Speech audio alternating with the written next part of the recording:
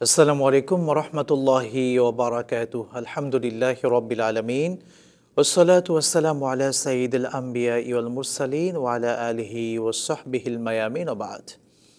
প্রিয় দর্শক মণ্ডলী, আপনাদের প্রত্যেককে আন্তরিক অভিনন্দন জানাচ্ছি এনিগমা টিভির জুমাবারের জনপ্রিয় ইসলামিক শো ইসলামের আলোয়। আপনাদের সাথে আছি আমি মুফতি আল আমিন খান। দর্শক, আমরা আজকের এই জুমাবারে আলোচনা করতে চাই ভূমিকম্পের কারণ। আল্লাহ সুবহানাহু ওয়া তাআলা কেন বারবার ভূমিকম্প দিচ্ছেন?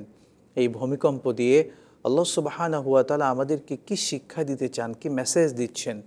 চলুন আমরা ভূমিকম্পের কারণগুলো জানি, যে এই পৃথিবীতে ভূমিকম্প আল্লাহ সুবহানাহু ওয়া তাআলা কেন দেন। দর্শক মণ্ডলী, আমরা একটু বলতে হয় ভূমিকম্প, ঘূর্ণিঝড়, তারপরে জলোচ্ছ্বাস, অর্থাৎ প্রাকৃতিক দুর্যোগ আমরা যেগুলোকে বলি, এই প্রাকৃতিক দুর্যোগগুলো সম্পূর্ণভাবে আল্লাহ সুবহানাহু ওয়া তাআলার পক্ষ থেকে আসে। এটা প্রথমে আমাদেরকে বিশ্বাস করতে হবে। ভূমিকম্পের কারণ নিয়ে অনেকগুলো কারণ এসেছে, তার মধ্যে আমরা তিরমিজি শরীফের একটি লম্বা হাদিস আপনাদেরকে শোনাই, যে হাদিসটিতে 15টি কারণের কথা উল্লেখ করা হয়েছে, যে 15টি কারণে পৃথিবীতে ভূমিকম্প হয়ে থাকে। আন আলিয়িন রাদিয়াল্লাহু তাআলা আনহু, হযরত আলী ইবনে আবি তালিব রাদিয়াল্লাহু তাআলা আনহু থেকে বর্ণিত, আল্লাহ নবী মুহাম্মদ মুস্তাফা সাল্লাল্লাহু আলাইহি ওয়াসাল্লাম ইরশাদ করছেন, প্রথম কারণ যে কারণে ভূমিকম্প হয়ে থাকে, ইদা কানাল মাগনামু দুয়ালান, যখন রাষ্ট্রীয় সম্পদকে নিজের সম্পদ মনে করা হয়। দর্শক, রাষ্ট্রীয় সম্পদকে নিজের সম্পদ কখন মনে করা হয়? অর্থাৎ মানুষ যখন রাষ্ট্রের সম্পদকে নিজের মতো করে লুটেপুটে খায়, চুরি করে, রাষ্ট্রের সম্পদকে নষ্ট করে, যখন এই সিচুয়েশন দেখা দেয়, এই কালচার সমাজের মধ্যে থাকে, রাষ্ট্রের সম্পদকে নিজের মনে করে মানুষ, তখন আল্লাহ সুবহানাহু ওয়া তাআলা বিভিন্ন প্রাকৃতিক আযাব দেন। 2 নম্বরে আল্লাহ নবী সাল্লাল্লাহু আলাইহি ওয়াসাল্লাম যে হাদিসটির, এই হাদিসের 2 নম্বরে যে পয়েন্টটি বলছেন, ওয়াল আমানাতু মাগনামান, এবং আমানতকে মানুষ এটা মানে গনিমতের সম্পদ মনে করে, অর্থাৎ আমানতকে মানুষ ব্যক্তিগত সম্পদ মনে করে। দর্শক মণ্ডলী, আমানতটা কি? আমানত হচ্ছে, আমরা একসঙ্গে 4-5 জন ব্যবসায়িক পার্টনার রয়েছি, একজনের নামে অ্যাকাউন্টের নামটা রয়েছে একজনের, তো এই একজন ব্যক্তি তার ব্যবসায়িক পার্টনারের অর্থাৎ কলিগের টাকাগুলো নিয়ে ভেগে চলে গেল, অথবা কেউ আমার কাছে কিছু টাকা রেখেছেন, সেই টাকাগুলোকে আমি নষ্ট করে ফেললাম, আমি আমার মতো করে আত্মসাৎ করে ফেললাম। এই যে আত্মসাৎ করা আমানতের সম্পদকে, আমানতের টাকাকে, এটাকে তসরুফ করা, নিজের মতো করে খেয়াল খুশি মতো খরচ করা, এই কালচার যখন সমাজে দেখা দেবে, তখন আল্লাহ সুবহানাহু ওয়া তাআলা তিনি এইভাবে প্রাকৃতিক দুর্যোগ দেবেন। দর্শক মণ্ডলী, 3 নম্বর যে কারণে আল্লাহ তাআলা ভূমিকম্প দিয়ে থাকেন, হাদিস শরীফে যেটি এসেছে, সেটি হলো ওয়া যাকাতু মাগরামান, অর্থাৎ মানুষ যাকাতকে, আমরা জানি যারা সম্পদশালী ব্যক্তি, যারা যাকাতের নেশাব পরিমাণ সম্পদ থাকে, 1 বছর শেষে তাদেরকে যাকাত দিতে হয় সেই সম্পদের।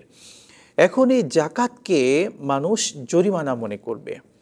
অনেক এক শ্রেণীর মানুষ আছে, এই চিন্তা করে যে আমি এত কষ্ট করে টাকা উপার্জন করেছি, এই টাকা থেকে কেন আমি গরিবকে দেব, কেন আমি যাকাত দেব? এই কেনর যে প্রশ্ন করে থাকে, এই কেনটাই আল্লাহ তাআলা পছন্দ করেন না, অর্থাৎ এটাকে জরিমানা মনে করে। একটু সিম্পল উদাহরণ দিয়ে যদি বোঝাতে চাই, আমরা কখনো কখনো রাস্তায় বের হই, রাস্তায় যদি আমাদেরকে ট্রাফিক পুলিশ সার্জেন্ট যখন আমাদেরকে জরিমানা করে, এই টাকাগুলো দিতে আমরা কিন্তু কষ্ট পাই, কষ্ট নিয়ে দিই। তো আমরা এই যে কষ্ট নিয়ে দিচ্ছি জরিমানার টাকা, কেউ খুশি হয়ে কিন্তু দেয় না। ঠিক তেমনিভাবে সমাজে এক শ্রেণীর মানুষ থাকবে, যারা যাকাতকে, ফরজ বিধানকে জরিমানা মনে করবে, যে আল্লাহ কেন আমার সম্পদ থেকে আমি গরিবদেরকে দিয়ে দিব, কেন দেব? এই প্রশ্নগুলো করবে বা এটাকে জরিমানা মনে করবে, বিরক্তির ভাব প্রকাশ করবে। তখন কিন্তু আল্লাহর পক্ষ থেকে এভাবে বিভিন্ন প্রাকৃতিক আযাব আসতে থাকবে। আমরা জানি আল্লাহর নবীর ইন্তেকালের পরে কিছু কিছু নতুন মুসলমান যারা হয়েছিলেন, তারা যাকাত দিতে অস্বীকৃতি জানিয়েছিলেন। হযরত আবু বকর সিদ্দিক রাদিয়াল্লাহু তাআলা আনহু, তিনি তাদের বিরুদ্ধে, যারা যাকাত দিতে অস্বীকার করেছিলেন, তাদের বিরুদ্ধে যুদ্ধ ঘোষণা করেছিলেন। সুতরাং এই জাকাত, এই বিধান যদি আমাদের সমাজে এখন প্রতিষ্ঠিত নেই, আমরা সবাই মন মতো অল্প কিছু দিয়ে দিচ্ছি, এটা কিন্তু জাকাত না। আমাদের দেশের সম্পদশালীরা যদি জাকাত দিত তাহলে এই দেশে বেকার থাকতো না। সুতরাং এই জাকাতকে জরিমানা মনে করা যাবে না, এটাকে কষ্টের বিষয় মনে করা যাবে না। 4 নম্বরে আল্লাহ নবী সাল্লাল্লাহু আলাইহি ওয়াসাল্লাম যে বিষয়টি উল্লেখ করছেন, ওয়া আতাআর রাজুলু যাওজাতাহু, মানুষ তার স্ত্রীর আনুগত্য করবে। এবং পরে বলছেন ওয়া আক্কা উম্মাহু, এবং তার মায়ের অবাধ্য হবে। এই 4 এবং 5 নাম্বার খুবই সিরিয়াস একটি বিষয়।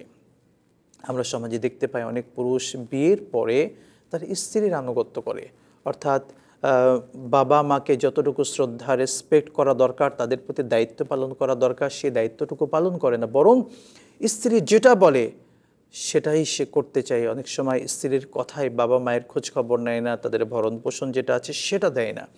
তো আল্লাহ নবী বলছেন, যখন সমাজে এই কালচার হবে যে পুরুষ তার স্ত্রীর আনুগত্য করবে, তার মন মতো চলবে এবং মায়ের সঙ্গে খারাপ আচরণ করবে, তখন প্রাকৃতিক দুর্যোগে তোমরা অপেক্ষা করো। 6 নম্বরে হাদিসটি যেটি বলা হচ্ছে, ওয়াবাররা সাদিকাহু, মানুষেরা, পুরুষেরা, ব্যক্তিরা তার বন্ধুকে আপন মনে করবে। এবং 7 নম্বরে বলে হচ্ছে ও জাফা আবাহু, এবং বাবার সাথে খারাপ আচরণ করবে, বাবাকে দূরে ঠেলে দেবে। অর্থাৎ বাবা বলতে এখানে হাদিসের যে মর্মার্থ, যেটি আত্মীয় স্বজন, আমার ভাই, আমার ক্লোজ যারা আছেন, মামা, ফুফা, খালু, অর্থাৎ আত্মীয়দেরকে দূরে ঠেলে দিয়ে দূরের মানুষকে, যারা আমার বন্ধু, দূরের একজন ব্যক্তিকে আপন বানাবে। সমাজে দেখেন এটাই কিন্তু হচ্ছে, আমাদের আত্মীয় স্বজনের সঙ্গে ভালো সম্পর্ক নেই, কিন্তু আমার সম্পর্কটা আছে আমার ওই অমুক এক বন্ধুর, দূরের সম্পর্কের এক বন্ধু, কোনো রক্তের সম্পর্কও তিনি না, কিন্তু তার সঙ্গে আমার ভালো সম্পর্ক, অর্থাৎ সম্পর্কের জায়গাটা, গভীরতা তার সঙ্গে বেশি, যেটা আমার আত্মীয়দের মধ্যে থাকার কথা ছিল। বিশ্বাস করেন, আমি যখন মারা যাব, তখন আমি মারা গেলে আমার কাফন দাফন থেকে শুরু করে আমার খাটিয়ার যে ধরা, এটাও কিন্তু ধরবে আমারই ভাই, আমারই চাচা, আমারই মামা, আমারই আপনজন। সুতরাং সেই আত্মীয়দের সঙ্গে ভালো ব্যবহার করা আমাদের একান্ত জরুরি। আল্লাহ নবী হাদিসে বলেছেন, যখন পুরুষেরা, মানুষেরা বাবাকে দূরে ঠেলে দেবে এবং বন্ধুকে আপন করে নেবে। এই হলো 6 এবং 7 নাম্বার। 8 নম্বরে আল্লাহ নবী সাল্লাল্লাহু আলাইহি ওয়াসাল্লাম যে পয়েন্টের কথা বলছেন, যেটি আমাদের সমাজে বিদ্যমান, ওয়া ইরতাফাআতিল আসওয়াতু ফিল মাসাজিদ, অর্থাৎ মসজিদের মধ্যে শোরগোল করা হবে, উচ্চস্বরে কথা বলা হবে। দর্শক, আমরা দেখতে পাই এখন মসজিদগুলো রাজনৈতিকে পরিণত হয়েছে।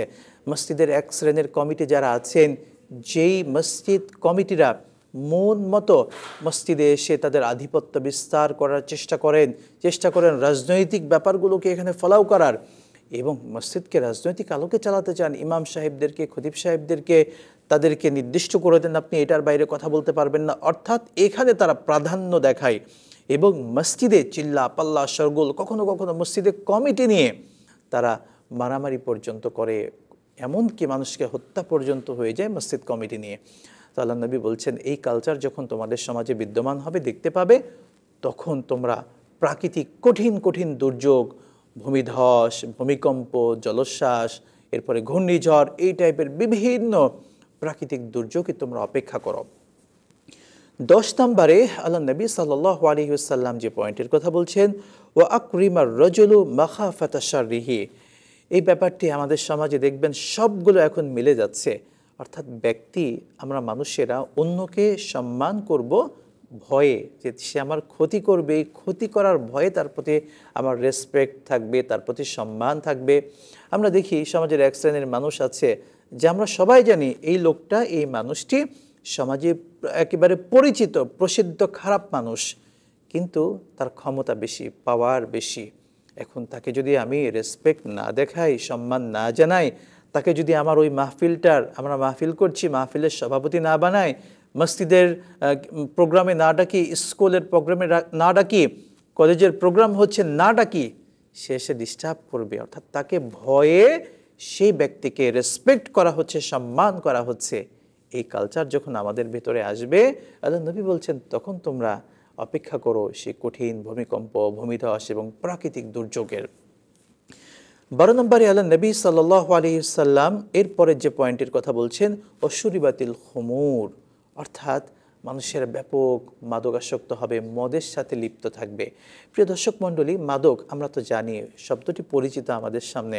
মাদক আমাদের চতুর্দিকে সয়লাব হয়ে আছে। আমাদের দেশে লাইসেন্স করে আপনি মদ খেতে পারবেন, আজব দেশ, কিন্তু মদ বাইরে বিক্রি করতে পারবেন না, কিন্তু লাইসেন্স করা আছে বারগুলোতে গিয়ে আপনি মদ খেতে পারবেন। আজব এক দেশ। মদ হারাম, আল্লাহ হারাম করেছেন, একই সঙ্গে রাষ্ট্র এটা হারাম করেছে বাইরে বিক্রি করার, কিন্তু লাইসেন্স নিয়ে মদ বিক্রিও করতে পারবেন, খেতেও পারবেন। আজব এক দেশে আমরা বসবাস করি। আর এই অজুহাত দিয়ে আমরা দেখতে পাই আমাদের তরুণরা ধ্বংস হচ্ছে, বিভিন্ন জায়গায় বিভিন্ন ট্যাবলেটের ব্যবসা হচ্ছে। এটাও তো এক প্রকার মাদক, অথচ এগুলো যে সম্পূর্ণরূপে হারাম এটা সত্যিকার অর্থে বুঝতে পারে না।